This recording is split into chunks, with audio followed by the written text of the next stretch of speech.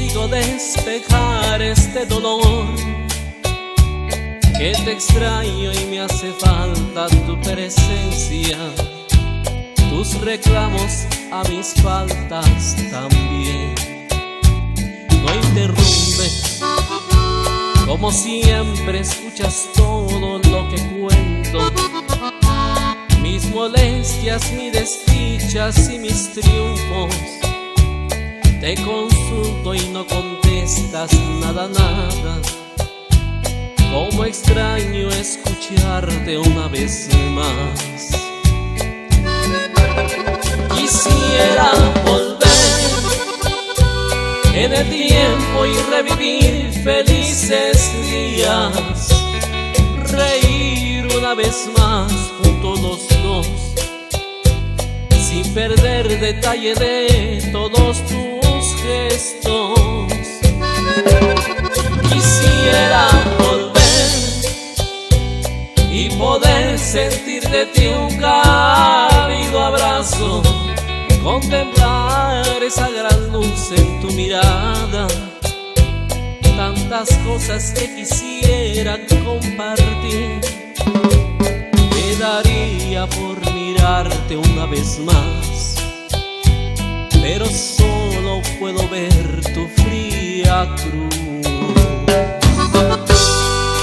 Con mucho cariño, Ángeles de Santiago.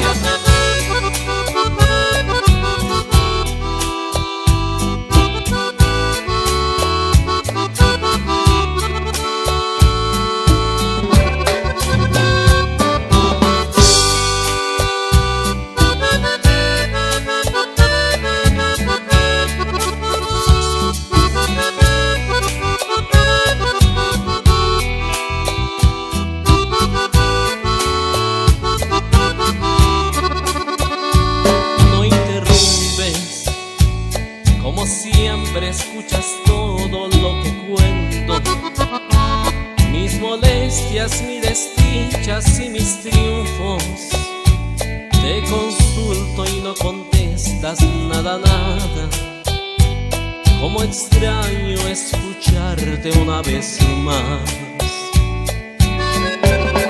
Quisiera volver en el tiempo y revivir felices días, reír una vez más juntos los dos, sin perder detalle de todos tus gestos. Quisiera volver